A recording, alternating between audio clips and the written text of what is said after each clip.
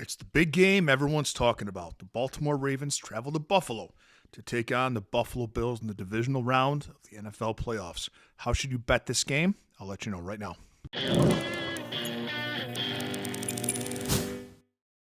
What's up, everybody, and welcome to the jungle. Well, this game, you're going to find 10 different opinions from 10 different handicappers and 10 different sports bettors about why you should bet the way that you bet. I'm going to give you two bets in this game. Not parlay. I never parlay bets, put them in separately.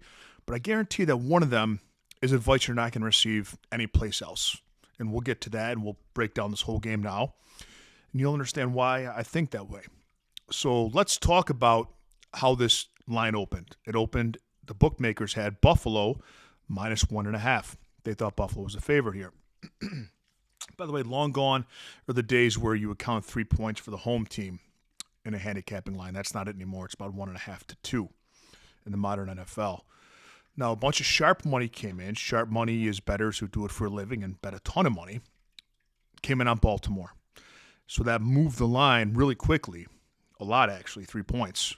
From 1.5 Buffalo to 1.5 minus 1.5 Baltimore. Why is that? Well, it's very tough to unsee what happened in that first game at Baltimore clobbered them.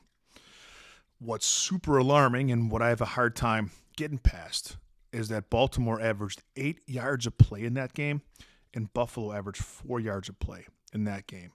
You'd be hard-pressed to find a disparity of that anywhere in the NFL with two good teams. I mean, that was a total beatdown. But Buffalo was missing 3 starting linebackers. Those guys are back today. That makes a difference. However, nonetheless, even so, through the season, Buffalo gives up 4.5 yards per carry, which is top 10, one of the top worst in the NFL. Both these teams are going to want to run the football and play good defense. The problem is that Baltimore does it very well. And like I said, that's Buffalo's kryptonite. No one was able to tackle Derrick Henry last time. Buffalo's going to have to get up in this game. When you look at Buffalo's defense, it's middle of the road in terms of pass defense. But Zay Flowers is out. And I think that's a big blow for Baltimore, especially if they have to throw to come from behind. I think that matters a lot. Even though they didn't utilize him very much in the first game, Buffalo still had to respect the threat of him. And that took away anything else they could do to bring guys up and prevent Derrick Henry from running all over him. So I think Zay Flowers, and he's doubtful. I don't think he's going to play. Even if he does play, he's going to be hobbled. I don't think he's going to play. I think that's a big blow. I truly do. The Baltimore defense, first in the league against the rush, only gave up 3.6 yards a carry in the season, which is a huge difference. I mean, a full yard difference from what Buffalo gave up. That hurts. Baltimore had the worst pass defense in the NFL up till 6 weeks ago when they switched defensive coordinators. In the last 6 weeks, they've had the best.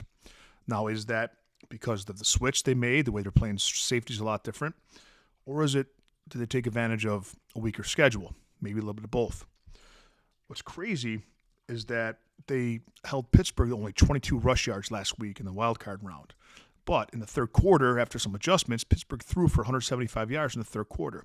Makes me think that pass defense is still a little bit vulnerable. I think Buffalo has the huge advantage, the huge edge here in the pass game and the ability to come from behind. I think that this is going to be a close game. I really do, and you're going to find it's pretty split, 50-50 in terms of where the tickets are going, where the money's going. This is probably the toughest game to handicap in the playoffs in quite some time. Here's how I'm going to bet this one, and here's how you should too. Don't play a side until the first score of the game. Whether it's a field goal, touchdown, or safety, it doesn't matter. Whatever team scores in-game, bet that. Take the other team plus the points. I don't care if you're a Ravens fan, a Bills fan.